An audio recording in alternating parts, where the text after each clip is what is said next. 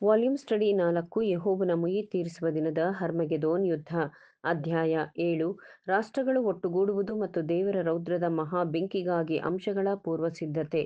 ಪುಟ 247. ಬಂಡವಾಳದ ಈ ಸಂಯೋಜನೆಗಳು ಹಿಂದೆ ಬಹಳ ಮಹಾಯುದ್ಯಮಗಳನ್ನು ಸಾಧಿಸಿವೆ. ನಿಜ, ಒಬ್ಬ ವ್ಯಕ್ತಿಯಿಂದ ಇಷ್ಟು ಚೆನ್ನಾಗಿ ಮತ್ತು ಶೀಘ್ರದಲ್ಲಿ ಸಾಧಿಸಲು ಸಾಧ್ಯವಾಗುತ್ತಿರಲಿಲ್ಲ. ಖಂಡಿತವಾಗಿ ಖಾಸಗಿ ಉದ್ಯಮಗಳು ಸಹಕಾರ ಪಡಕೊಂಡು ಯಶಸ್ವಿಯಾಗಿ ಅಪಾಯವನ್ನು ಎದುರಿಸಿದೆ. ಅದನ್ನು ಸರ್ಕಾರವೇನಾದರೂ ತೆಗೆದುಕೊಂಡಿದ್ದರೆ ಜನಸಾಮಾನ್ಯರು ಖಂಡಿಸುತ್ತಿದ್ದರು. ಅಪಾರ ಬಂಡವಾಳದ ಶೇಖರಣೆಯನ್ನು ಸಗಟು ಮಾರಾಟ ಖಂಡನೆಗೆ ನಮ್ಮನ್ನು ತಪ್ಪಾಗಿ ಅರ್ಥ ಮಾಡಿಕೊಳ್ಳಬಾರದು. ನಾವು ಗುರುತಿಸುವಂತೆ ಅವರ ಪ್ರತಿ ವರ್ಷದ ಅನುಭವವನ್ನು ಅವರ ಹಣಕಾಸಿನ ಅಧಿಕಾರಕ್ಕೆ ಸೇರಿಸಬಹುದಲ್ಲದೆ ಅವರ ಜಾಣತನಕ್ಕೂ ಸೇರುವುದಾಗಿದೆ.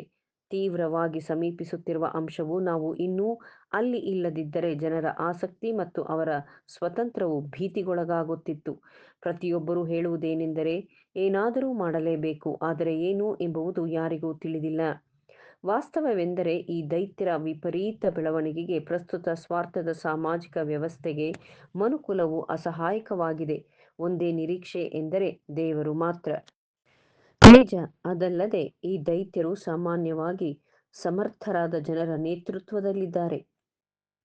ಅವರು ತಮ್ಮ ಅಧಿಕಾರವನ್ನು ಮಿತವಾಗಿ ಉಪಯೋಗಿಸಲು ಯುಕ್ತ ರೀತಿಯಲ್ಲಿ ಅಳವಡಿಸಿಕೊಂಡಿರುತ್ತಾರೆ. ಪರಂತು ಅಧಿಕಾರದ ಮೇಲೆ ಕೇಂದ್ರೀಕೃತವಾಗಿರುತ್ತದೆ ಮತ್ತು ಸಾಮರ್ಥ್ಯ ಸ್ವಾರ್ಥತೆಯಿಂದ ನಡೆಸಲ್ಪಡುತ್ತದೆ ಮತ್ತು ಕಾಲದಿಂದ ಕಾಲಕ್ಕೆ ತಮ್ಮ ಸೇವಕರ ಮೇಲೆ ಮತ್ತು ಸಾರ್ವಜನಿಕರ ಮೇಲೆ ಅವಕಾಶವು ದೊರೆತಂತೆಲ್ಲ ಹಾಗೂ ಸಂದರ್ಭಗಳು ಒಲಿದಾಗ ತಿರುಪು ಮೊಳೆಗಳನ್ನು ಅಂದರೆ ಸ್ಕ್ರೂಸ್ ಬಿಗಿಗೊಳಿಸಲಾಗುವುದು.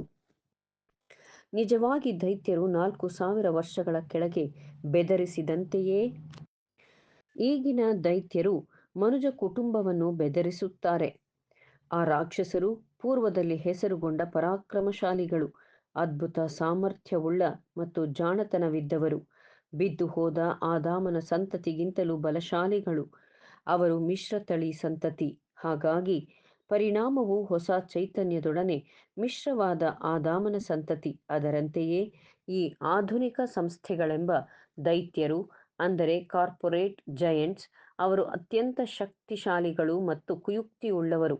ಎಷ್ಟರ ಮಟ್ಟಿಗೆಂದರೆ ದೈವಿಕ ಪ್ರವೇಶಿಸುವಿಕೆ ಇಲ್ಲದೆ ಅವರನ್ನು ಜಯಿಸುವುದು ಸಾಧ್ಯವಿಲ್ಲ ಎಂಬ ಆಲೋಚನೆಯು ನಿರುತ್ಸಾಹಗೊಳಿಸುತ್ತದೆ. ಅವರ ಆಶ್ಚರ್ಯಕರ ಬಲವು ಪೂರ್ತಿಯಾಗಿ ಇನ್ನೂ ಸೇವೆಯಲ್ಲಿ ನಿರತವಾಗಿಲ್ಲ. ಈ ದೈತ್ಯರು ಕೂಡ ಮಿಶ್ರತಳಿ ಸಂತತಿಯೇ.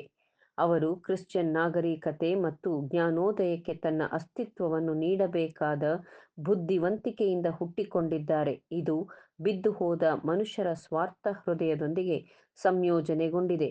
ಆದರೆ ಮನುಷ್ಯನ ಅವಶ್ಯಕತೆ ಮತ್ತು ದೇವರ ಅವಕಾಶ ಒಟ್ಟೊಟ್ಟಿಗೆ ಸಮೀಪಿಸುತ್ತಿದೆ ಮತ್ತು ಜಲಪ್ರಳಯಕ್ಕೆ ಮುಂಚಿನ ಪ್ರಪಂಚದ ರಾಕ್ಷಸರು ಜಲಪ್ರಳಯದ ನೀರಿನಲ್ಲಿ ಕೊಚ್ಚಿಕೊಂಡು ಹೋದರು. ಅದರಂತೆಯೇ ಈ ಕೂಟಗಳ ರಾಕ್ಷಸರು, ಸಂಸ್ಥೆಗಳ ದೈತ್ಯರು, ಕಾರ್ಪೊರೇಟ್ ಜಯಂಟ್ಸ್ ಬರಲಿರುವ ಬೆಂಕಿಯ ಪ್ರಳಯದಲ್ಲಿ ಕೊಚ್ಚಿಕೊಂಡು ಹೋಗುತ್ತಾರೆ. ಅಂದರೆ ಸಾಂಕೇತಿಕ ದೇವರ ರೌದ್ರದ ಬೆಂಕಿ ಅಥವಾ ಕ್ರೋಧ ಈಗಾಗಲೇ ಹೊತ್ತಿಕೊಳ್ಳುತ್ತಿದೆ. ಜನಾಂಗವು ಉಂಟಾದಂದಿನಿಂದ ಸಂಭವಿಸದಂಥ ಸಂಕಟ. ಆ ಬೆಂಕಿಯಲ್ಲಿ ಎಲ್ಲಾ ದೈತ್ಯರು ಮತ್ತು ಅವರ ದುಷ್ಟತನವು ನಾಶವಾಗುತ್ತದೆ. ಅವರು ಬಿದ್ದು ಹೋಗುವರು, ಮತ್ತೆಂದಿಗೂ ಏಳರು. ಯೆಶಾಯ 26:13 ಮತ್ತು 14ನೇ ವಚನ, ಚೆಫನ್ಯ 3ನೇ ಅಧ್ಯಾಯ 8 ಮತ್ತು 9ನೇ ವಚನ. ಮುಂದಿನ ಶೀರ್ಷಿಕೆ ಅನಾಗರಿಕ ಗುಲಾಮತನ ವಿರುದ್ಧ ನಾಗರಿಕ ಗುಲಾಮಗಿರಿ. Barbaric slavery versus civilised bondage. ದುಡಿಮೆ ಮತ್ತು ಬೇಡಿಕೆಯ ಪೂರೈಕೆಯನ್ನು ಕುರಿತಂತೆ ಒಂದು ಕ್ಷಣ ಗತಕಾಲದೊಂದಿಗೆ ಪ್ರಸ್ತುತ ಕಾಲ ಮತ್ತು ಭವಿಷ್ಯದ ಕಾಲದೊಂದಿಗೆ ಹೋಲಿಸಿ ನೋಡಿರಿ. ಕಳೆದ 1 ಶತಮಾನದೊಳಗೆ ಗುಲಾಮ ವ್ಯಾಪಾರವನ್ನು ಸಾಮಾನ್ಯವಾಗಿ ಮುರಿದಿದ್ದಾರೆ ಮತ್ತು ಗುಲಾಮಗಿರಿಯನ್ನು ರದ್ದುಪಡಿಸಿದ್ದಾರೆ. ಒಂದು ಕಾಲದಲ್ಲಿ ಅದು ಸಾಮಾನ್ಯವಾಗಿತ್ತು. ಕ್ರಮೇಣವಾಗಿ ಯುರೋಪ್ ಮತ್ತು ಏಷ್ಯಾದಲ್ಲಿ ಪೂರ್ತಿಯಾಗಿ ಜೀತ ಪದ್ಧತಿಯು ವಿಲೀನಗೊಂಡಿತು. ಗ್ರೇಟ್ ಬ್ರಿಟನ್ನಲ್ಲಿ 1838ಗೆ ಮೊದಲು ಗುಲಾಮಗಿರಿಯು ರದ್ದುಪಡಿಸಲಾಯಿತು.